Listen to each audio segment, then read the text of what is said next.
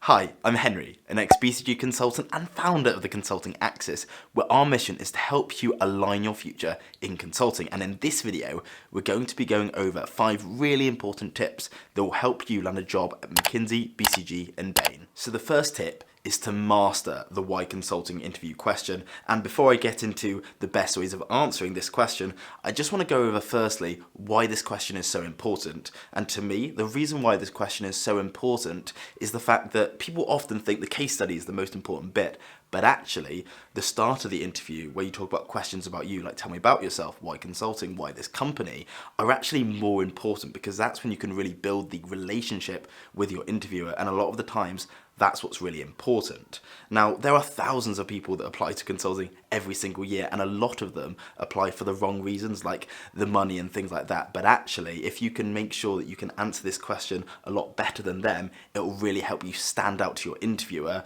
And remember, the chances of you getting into one of these firms is really small. So the more you can stand out, the better. Now, there are some general tips that will really help you master the why consulting question, but also other questions in this segment. And the first one is to be enthusiastic. You've got to make sure that you engage your interviewer, and you can do that by smiling, using hand gestures, things like that. Because think about it, right? If you say, oh, I like consulting because of this, or and maybe this, even if those reasons are really good, they're not going to be engaged, and really they're going to switch off and not remember you. And remember, there are thousands of applicants for this role, so you've got to make sure that you engage your interviewer about why you want to go into consulting. And the second tip is to make sure you talk about consulting and non-consulting reasons. If you just talk about the consulting experiences you've had in your life, you're going to come across like you're not a very well-rounded person. So for example, if teamwork is the reason why you want to go into consulting, talk about a time where you maybe were part of a sports team and you love the teamwork aspect of that.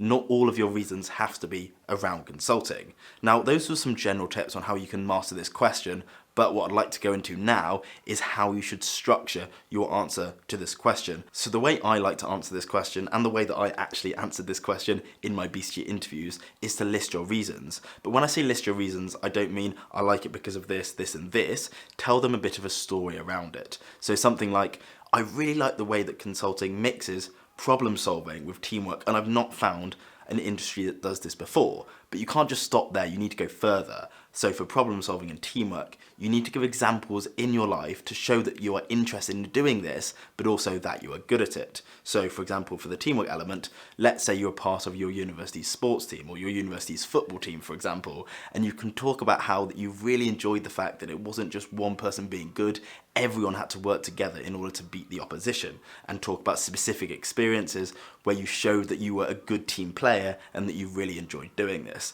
Now, if you follow this structure and you use enthusiasm, but also talk about consulting and non-consulting experiences, you have a really good answer to the why consulting question. So the second tip is to perfect your case interview frameworks, but remaining flexible. And I'll talk about that flexibility point in a second. But to start with, I'll just explain what case interview frameworks really are.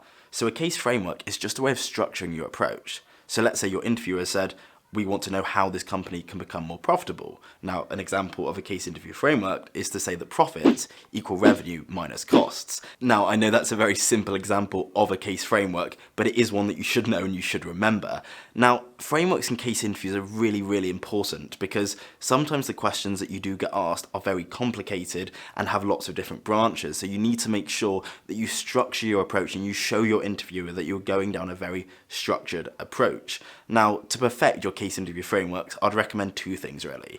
So the first thing is to try and learn some. Now, there are lots of case frameworks already out there and made for you to use in your case interviews, but I wouldn't recommend learning lots of them. I would simply learn 5. So I would learn the one for profitability, the one for market entry, the one for M&A, and the 4 C's and the 4 P's. Now, like I said, you shouldn't learn lots and lots of frameworks because you can get into the trap of force-fitting frameworks. And what I mean by force-fitting frameworks is whatever question you get asked by your interviewer, just thinking, what frameworks do I have to hand and how can I use them to solve this problem? Well, actually, those frameworks might not be well suited for this question. So what you need to use is use them as inspiration to create your framework that is unique to the case you're trying to solve. So making sure that when they say profits, you don't just go, oh, revenue minus costs, oh, we need to increase revenue and decrease costs. Now, before we get onto our third tip, if you are looking to get a top consulting offer this year, then I'd really recommend checking out our complete consulting case interview course on our website, which gives you everything you need to know from all the tips and techniques you need,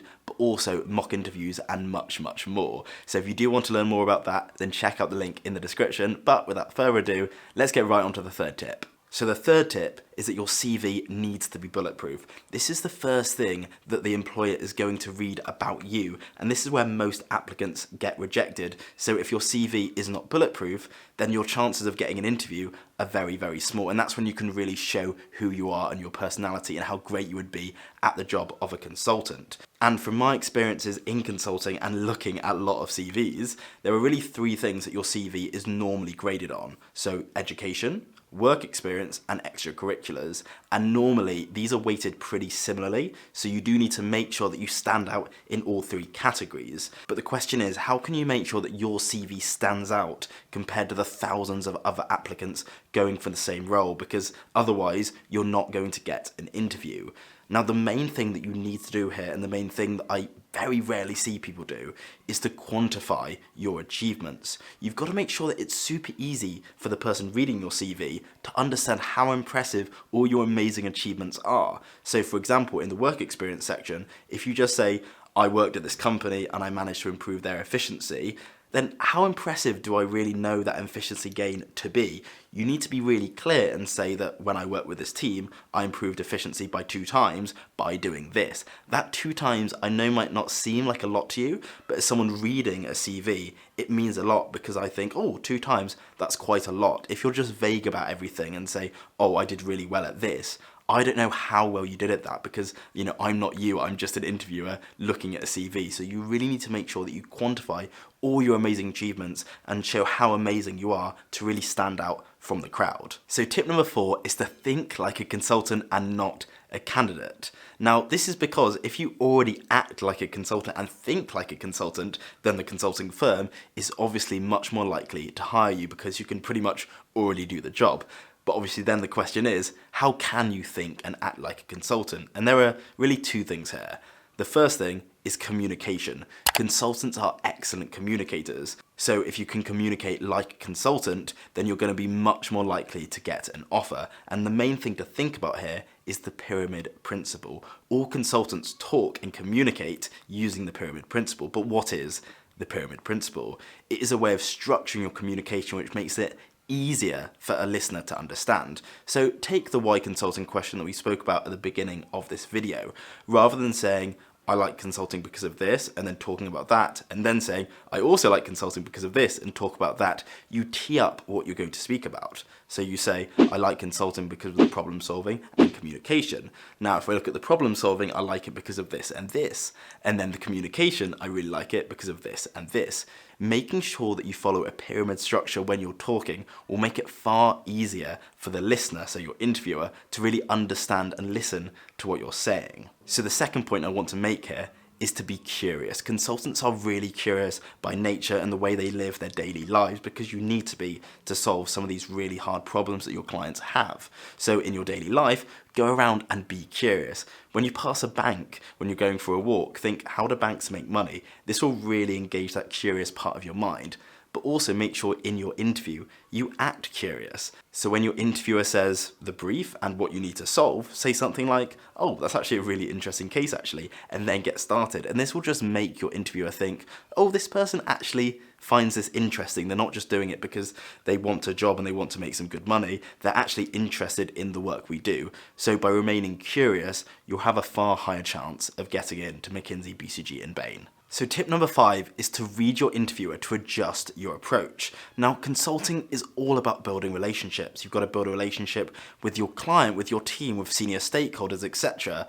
And your interview is no different. You need to build a relationship with your interviewer, but obviously people are all different, so the way that you build a relationship with them will be different as well. So for example, I remember in my BCG interviews, my first interviewer was incredibly friendly, and for the first 5 minutes of the interview, we ended up just having a good chit chat about my life, about his life, etc. And we built a really good relationship by doing that. Because he was obviously happy to have a bit of a chat before the interview, then I went along with it and it was really good.